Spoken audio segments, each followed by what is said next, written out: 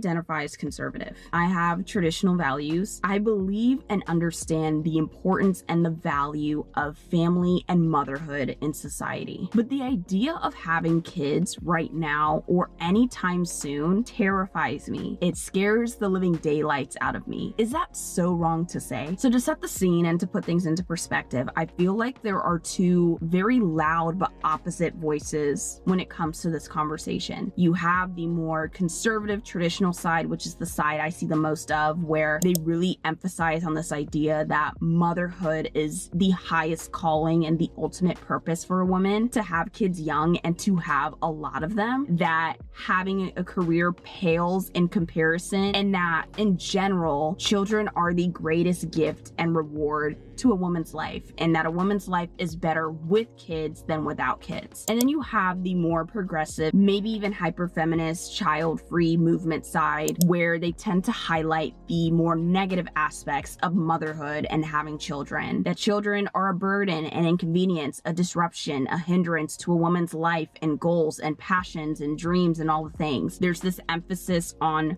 freedom and independence to travel, to pursue your passions, to find yourself, chase your dreams, and to be spontaneous. There was this report from Independent Women, which is a conservative-leaning organization, and they reported that Gen Z women are least likely to say that they desire marriage and children, and that they put less emphasis on these things than their male counterparts. And the response I've been seeing from, like, I don't know, the conservative side, or just like people who are more right-leaning, has been less about like really addressing these concerns and understanding and emphasizing even on these real and legitimate fears and concerns that Gen Z women have, and just like dismissing them, saying things like, oh yeah, maybe you have these concerns, but it's worth it anyway. Do it anyway, have kids anyway. Or even going as far as to say like, we're wrong for having these concerns. We're selfish when we express these concerns, and how that has influenced our decision to delay having kids or not to have kids altogether. It's been a lot of like, trust me bro mentality of like, oh yeah, maybe you feel like you're broke and you're poor and the world's falling apart and you haven't had great examples of marriage and motherhood in your life. Yeah, you may feel concerned and you may not feel ready and you may have anxiety, but trust me bro, it's still worth it. You should still have kids anyway. It's like, no. Why would I do that? Like, why would I do that when these concerns haven't been addressed? I just feel like I haven't seen anyone talk about this in this way, at least on the more traditional side of things. And so I just wanted to have a real conversation about it. I need water. Oh gosh, I'm gonna need water the whole time. To be clear, this isn't an anti-motherhood video. You're not gonna find that here. In fact, I can't even picture a life in which I don't have kids ever at all. It's just not a priority for me right now. I just don't feel like it's something I'm striving for, and I feel like I just gotta talk about it. To the Gen Z women, I am one of you who can relate. This video's for you, and let's talk about it. So the first concern I want to bring up is being able to financially afford having kids. Here is the reality of adulthood for many people in Gen Z. A lot of us are entering into adulthood with tens of thousands of dollars in student debt. We're entering into an economy where housing costs are like just beyond even what's imaginable. They're extremely high. The job market isn't stable. Inflation is only going up, and it has been increasing over the years. And it's just like, it's not the 1950s anymore, where you can go to college, you can get a job, you can get married, you can have a house and kids all by the age of 25. We just don't live in those times anymore, and I feel like people tend to forget that. The cost of raising one child has gotten so expensive. I read somewhere that either the average person or the median price of childcare is you're spending upwards of $300,000 to raise one child to the age of 18, and that's not including paying for their college. Childcare costs are high, healthcare costs are high, we know that. And if you want to put your kid in a good school, you can also homeschool, but if you want to put your kid in a good school, those education costs, those tuition costs are astronomically high as well. And so when it comes to the fundamental aspects of raising a child, I'm having a hard time even trying to conceptualize how I'm supposed to be able to afford this. Regular people, how are we supposed to afford raising children in this day and age? How can one even afford to bring a child into the world right now? And so for Gen Z, entering into adulthood and the workforce, a lot of us are entering in with a negative balance, not zero, but a negative balance. We're entering into an unstable job market where we can get laid off at any time and our jobs can be replaced by AI. We can't afford to buy a house. We can barely afford groceries. We can barely afford gas. How am I also then supposed to set aside hundreds of thousands of dollars to raise a kid comfortably? Like, how are we supposed to afford to bring a child into this world when so many of us are just trying to survive? We're just trying to make it to the next day. How are we then supposed to now raise a separate human being as well on top of ourselves? The part of the conversation that really just irks me the most is when people talk about the birth decline. Oh, the population's declining and we're falling below replacement rate and we're not going to be able to replace the current population and the earth is going to collapse and all these things. And I'm just like, for anyone talking about that right now, I just want to be like, please stop. But until we live in an economy where we're not financially drowning or we're not trying to make ends meet and we're not trying to survive, saving the population by increasing the birth rate is the least of my concerns. Is like, I couldn't care less about that. It's just such a macro issue, which, you know, we can have a conversation about it. I get it. But it's like, when it comes to like what's impacting our day-to-day lives, we're just trying to put food on the table. That's it. So until we can fix that, like, we're good. We can talk about that later. So the next topic of concern or aspect of this conversation that I want to talk about is being able to choose the right partner, choosing the right man to marry and eventually have kids together with. The reality is that the dating scene, the dating environment for both young women and men today is looking pretty rough. It's looking pretty bleak. It's not looking too good. Okay, I think we can all agree with that. Whether it's because it's too costly to date or it's too emotionally draining, or people talk a lot about having poor experiences on dating apps, or whether it's the increase of loneliness and mental illnesses that are just like plaguing young women and men today. It's just not looking too hot out there. It's not looking too hopeful. I know some of the things I think about, whether or not there's a lack of self-control, whether it's feeding into your addictions of alcohol or pornography or anger or adultery or all the things, or in general, just the lack of leadership and stability. Yes, women, we have our problems too. Like, I'm not here to try and deny any of that. You can definitely find plenty of content where people talk about everything wrong with young women today. We're not going to talk about that. But I wrote down a list of questions that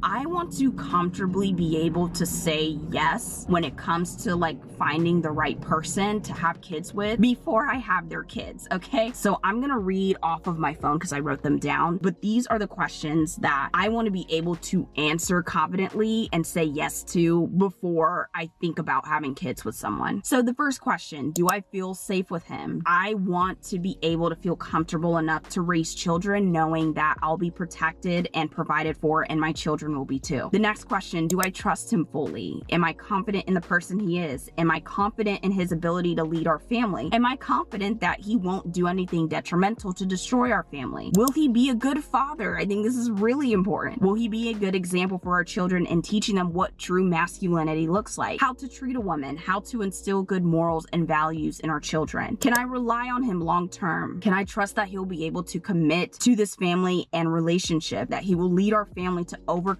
the challenges that come our way? Until I can answer those questions and say yes to all of them and be confident and comfortable in those yeses, I'm not thinking about having anyone's children right now, because divorce rates are higher than ever right now. Broken homes are only increasing. So from a probability perspective, there is a chance that I could end up in a situation where I'm raising kids in a broken or unstable home, especially if I don't choose my husband wisely. And so I would rather take my time, and I'm talking about years. Like, I'd rather take years, several years, to be selective and not to rush the process of choosing the person that I'm going to have children with than to rush into something for the sake of achieving that marriage motherhood milestone. It may may mean that I'll have to postpone kids or delay kids until later in life. And I'm perfectly fine with that. I would rather be selective and safe than to rush into getting married or to just simply get married for the sake of it and end up being sorry later. Another topic of concern that I want to touch on is the reality of motherhood. What being a mother entails. What does that look like on a day-to-day basis? And my observations and concerns of what that looks like and how that will play out in my own life. I think when it comes to having these conversations about how great motherhood is and how rewarding it is, these are wonderful conversations to have, and it's good to highlight the rewarding, great aspects of what it means to be a mother. But I think in turn what tends to happen is the challenges, the realities, the raw and real difficulties of what it means to be a mother get pushed under the rug or get downplayed or get brushed over. I feel like that's not a productive way to, I guess, advertise motherhood or to try and sell motherhood, I guess, to younger women who are contemplating on making that decision. A lot of these things aren't addressed in a way that's like complete and real and honest, authentic. You know what I mean? I'm gonna probably get a little bit negative in this aspect of things, but I'm just sharing like real concerns I have and real observations I've been seeing and how that has influenced my apprehensiveness or my concern when it comes to wanting to bring children into the world. When it comes to lifestyle, this is something that people don't want to talk about for some reason, and I get it, but it's also like, this is real, and I think it's okay to address the fact that when it comes to someone's lifestyle, you do lose a portion of your freedom, your independence, your ability to be spontaneous. You can't make decisions on your own or on the fly anymore. In fact, I have a list, and I don't want to miss anything, so we're gonna read off this list. Everything you want, you desire, you decide, you want to pursue, you want to do, you have to now take into consideration other human beings that depend on you. Whether it's you want to travel or you want to pursue a new passion project, you want to try something new, you want to have a new experience, you want to go here, you want to go there, you now have to take in double the time, double the energy, double the effort to now consider another human being. But when I think about that, that sounds daunting. It sounds draining. There's just so much extra mental space I have to create, and it just sounds like a lot. It just does. Your life is now centered around raising this child and just ensuring their survival,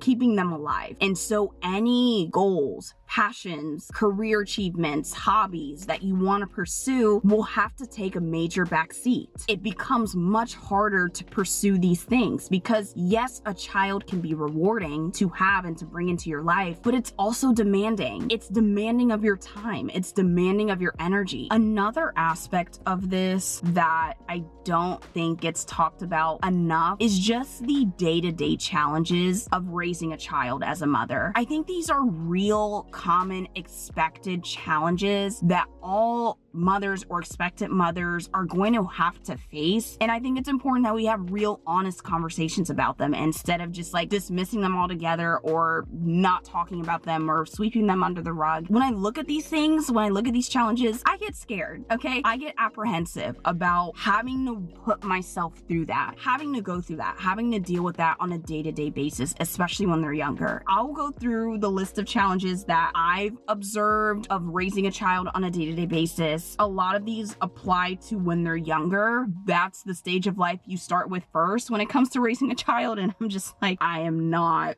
looking forward to this. I'm just going to be honest. Some of these challenges include working through temper tantrums. That's a big one. Listening to them cry all the time and being unable to soothe them half the time. Them crying at night and then being sleep deprived because of it. You're in REM mode and then you're jolted out of your sleep by a crying, screaming baby. And then you have to go and soothe them. And now you're sleep deprived. And now your quality of life is depreciating or deteriorating because of it. Public meltdowns. I am not looking forward to this in the grocery store or at church or anywhere that we go, restaurants. Oh my gosh. Oh, that one scares me. Constantly having to feed them, not being able to leave their side or look in the other direction for 2 seconds without being in fear of them endangering themselves, whether it's they're falling, they're drowning, they're almost getting hit by a car, they're burning themselves on the stove. You're always in a constant state of stress and having to be hyper aware of where your child is and what they're doing doing and if they're getting themselves into danger. And that just sounds like the most mentally draining thing in the world. And then you have the aspects of postpartum depression that is definitely not talked about enough and can be debilitating on a woman mentally and physically and emotionally. You have the constant test of your patience and temperament. Two things that I don't have much of at all. I'm just gonna be honest. Running errands, doing daily and weekly tasks will now take double the time. I'm thinking about the grocery store. Like when I go to the grocery store, I gotta put the phone down. I have a list, and usually I'm going to a grocery store that I'm familiar with the layout. So I know where to start. I'm gonna start in the produce. I'm gonna get everything in the produce, and then I'm gonna go to aisle 3 and I'm gonna get, so like I have a method to how I operate through life. I'm very structured. I'm very methodical. I'm very efficient. I just like to get things done. And I think about the idea of being a mother and now having to take time to putting children in a car seat, and hopefully they're behaving that day, because if they're throwing a tantrum, then it takes even more time. And then we get to the grocery store, you got to take them out the car seat, then you got to make sure they don't run into the street and get hit by a car in the parking lot, and then you got to, deal with them saying, Mom, can I have this and that and that, running through the store. Every single extra time that you're taking to just bring your child along to all of these daily errands that you're doing, that just sounds like so much more time that I could have saved, I don't know, doing something else. It sounds dramatic, perhaps. That just sounds like a really big challenge, and it sounds really daunting to me. I'm just being honest. And so something I think about a lot, and maybe this is me being brainwashed, I see a lot of just like reels and memes or like POVs of like being the cool aunt, being able to be around your family and friends who have kids, but as soon as they start crying, or as soon as they need a diaper change, or they start throwing up, or things become overwhelming, you can just pick them up and put them back to where they came from. Just pick them up and put them back. Like that, like a machine. Just the convenience of that just sounds really nice. It sounds really nice and peaceful and easy and great. I have to just be real. That to me sounds like a nice life. And maybe this is just me like being influenced and not taking into consideration the trade-offs of that. But the convenience of that really does sound appealing. It just does. And then the last thing is just like the physical recovery of being pregnant and delivering a child and giving birth. Now, I haven't gone through that myself, so I don't know what that experience will be like for me. But from what I've observed and just like the testimonies I've heard and everything about motherhood and going through that experience, like your body changes so much. I just feel like more times than not, like your body will never be the same. It will never be the same or identical to what it was before you had kids. I think about the body image issues that come with that, the excessive weight gain that comes with that, the excessive bleeding that could come with that, and probably will likely come with that, or recovering from having a C-section, from literally being cut open, your stomach being cut in half and having to recover from that surgery. When I think of all these things, I think about like how it just sounds like your body is being destroyed. And I know it's not necessarily like that, but on top of all the other challenges that come with raising a young child, now having to deal with the postpartum depression and the physical changes also, it's just an extra concern or an extra challenge that mothers have to go through. And so when it comes to the entire transition of motherhood and everything I just mentioned, maybe I'm being dramatic in some parts, maybe I am mischaracterizing or misrepresenting in some parts as well. The transition into motherhood sounds physically, emotionally, and mentally draining and daunting and debilitating at times. And maybe I'll be ready for that one day, but I am not ready for that right now. I'm not ready to go through the absolute war.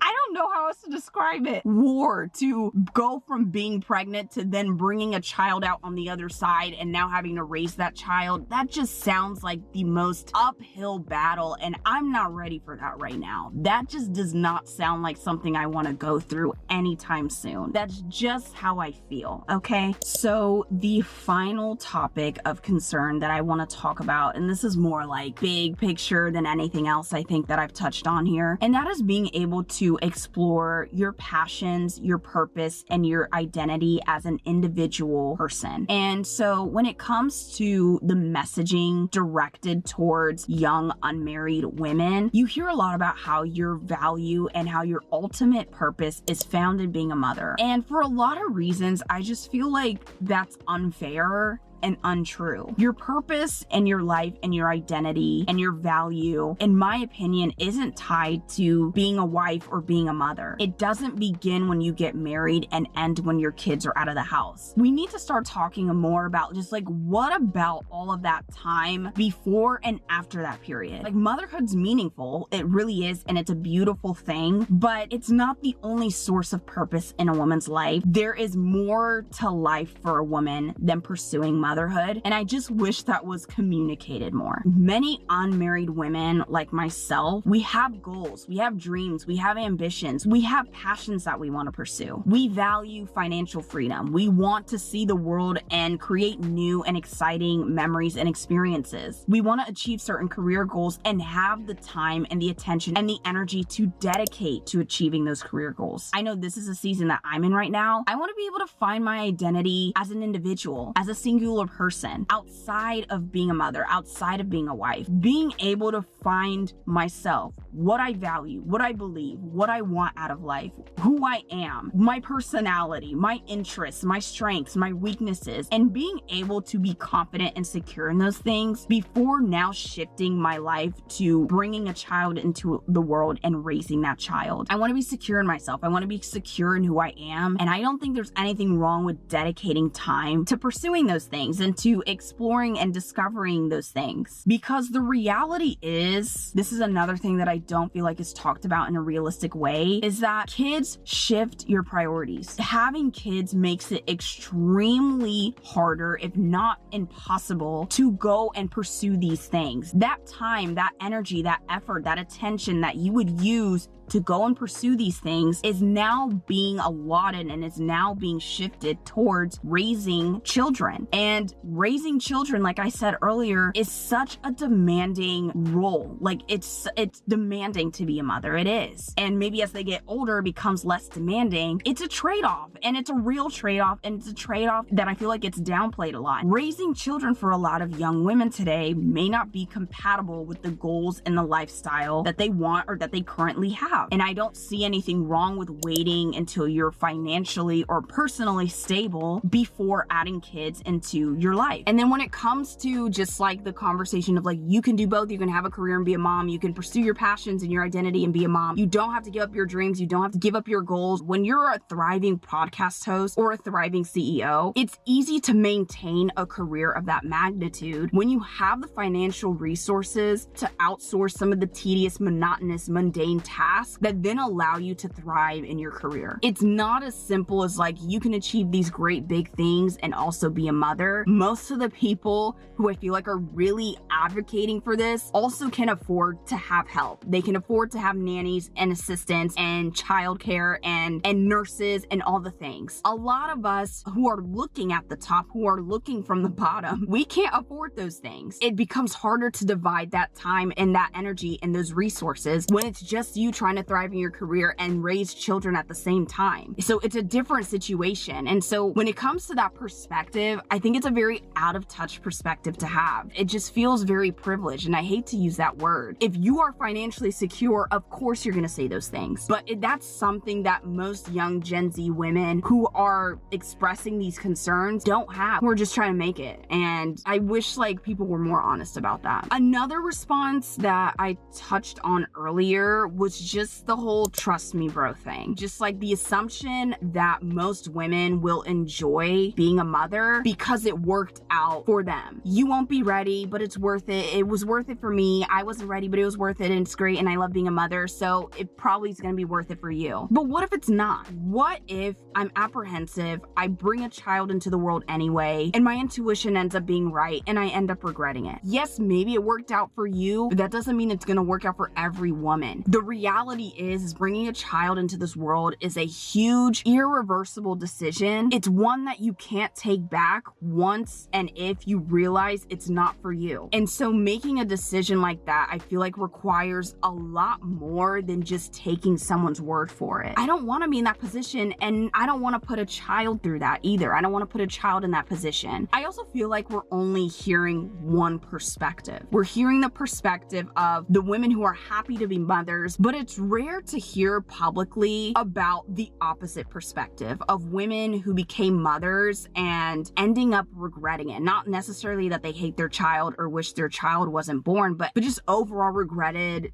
their decision. And I was having this conversation with someone about this of like, what if I end up regretting it? And someone told me, or someone asked me, they were just like, do your parents regret having you? My immediate thought was just like, even if they did regret having me, it's not like they tell me. It's not like they're gonna go out and publicly confess or express that they regret bringing their children into the world. Even if they genuinely did regret it, admitting something like that publicly in our society would make you a horrible person, will bring you shame, like will bring shame to you. It's not socially acceptable to admit something like that publicly and openly. And so it does make me wonder how many women are out there who will probably never express publicly that they regret having children. And my controversial but honest hot take about all that is I would rather regret not ever having kids than bringing a kid into this world and ending up regretting it later. If I never bring kids into this world and then I end up regretting it, that regret only affects me. It doesn't affect anyone else. But if I regret having brought children into this world, not only can I not take that back, it's an irreversible decision, but now it affects another person and it involves another person. What a terrible position to put a child through. Bringing a child into this world and looking at them and regretting having ever brought them into this world. Like, I don't want to put any child I have into a position like that. And so, I mean, both alternatives suck, obviously, but I think there is a better alternative between the two. I do think it's more responsible and mature to realize and be self-aware in saying that you don't think motherhood's for you or you don't think being a parent is for you and choosing not to have kids than to think those things and have kids anyway. In the same way that we validate or reassure and highlight and legitimatize